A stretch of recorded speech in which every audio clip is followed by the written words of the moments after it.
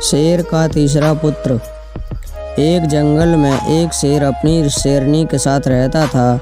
दोनों में बहुत ही बड़ा प्रेम था। दोनों शिकार के लिए साथ साथ जाते और शिकार मारकर साथ ही खाया करते थे।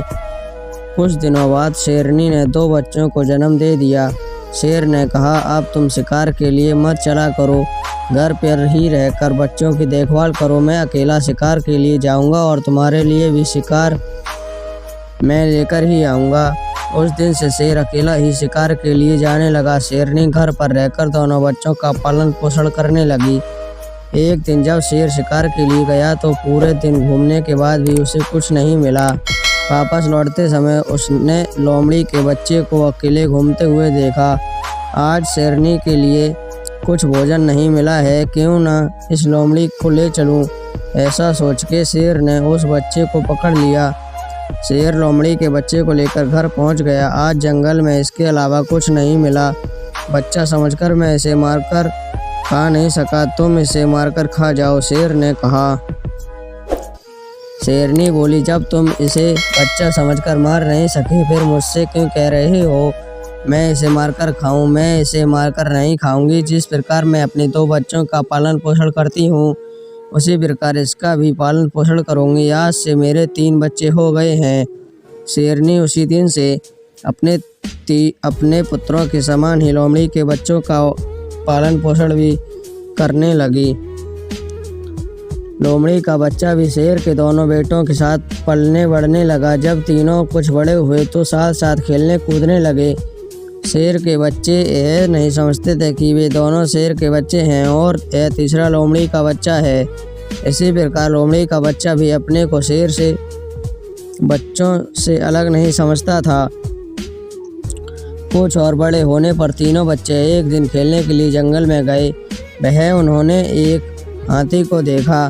शेर के 2 बच्चे तो हाथी के पीछे लग गए, पर लोमड़ी का बच्चा उसे देखकर भयभीत हो गया। उसने शेर के बच्चों को रोकते हुए कहा, अरे उसके पीछे मत जाओ, वह हाथी है, तुम दोनों को पैरों से कुचल देगा। परंतु शेर के बच्चों ने लोमड़ी के बच्चे की बात नहीं मानी। वे हाथी को मारने के लिए उसके पीछे लग गए, परंतु लोमड़ी का बच्चा डरकर अपनी माँ के पास आ गया।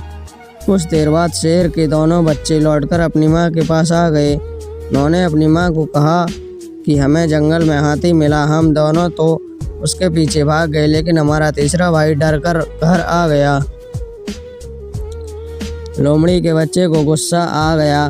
तुम दोनों अपने आप को वीर और कायर बता रहे हो। हिम्मत है तो आ जाओ, दोनों में जमीन पर गिरा दूंगा, दोनों को जमीन पर गिरा दूंगा। शेरनी ने लोमड़ी के बच्चे को समझाते हुए कहा, तुम्हें अपने भाइयों के लिए ऐसी बात नहीं करनी चाहिए। वे मुझसे तुम्हारी शिकायत नहीं बल्कि सच बता रहे हैं। क्या तुम हाथी को देखकर नहीं डर गए थे?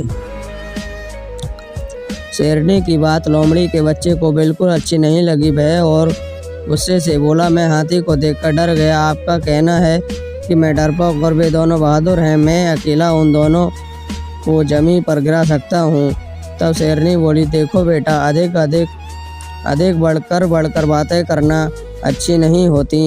यह तो सच है कि तुम्हारे वंश के लोग हाथी को देखकर डर जाया करते हैं। शेरनी की बात सुनकर लोमड़ी के बच्चे ने बड़े आश्चर्य भरे स्वर में कहा, क्या कह रही हो?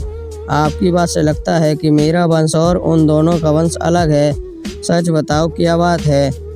शेरनी लोमड़ी के बच्चे को अलग ले गई और उसे समझाती हुई बोली, देखो, तुम्हारा जन्म लोमड़ी के वंश में हुआ था और उन दोनों का जन्म शेर के वंश में हुआ था। मैंने तुम पर दया करके अपने बच्चों के समान ही तुम्हें पाला है। अब तुम बड़े हो गए हो। मैंने तुम्हारा पालन पोषण तो किया है, परंतु तुम्हारे सभी गुण लोमड़ी जैसे ही हैं, इसलिए तुम उस हाथी से डर गए। मैंने तुम्हें इस भेद को अभी तक अपने बच्चों से छिपा रखा है। जब उन्हें यह बात मालूम हो जाएगी कि तुम लोमड़ी के बच्चे हो तो वो तुम्हें मारकर खा जाएंगे। इसलिए अच्छा है कि भेद प्रकट होने से पहले ही तुम यहाँ से भाग जाओ। शेरनी की बात सुनकर लोमड़ी का बच्चा डर गया और वहाँ से चुपके से भाग गया।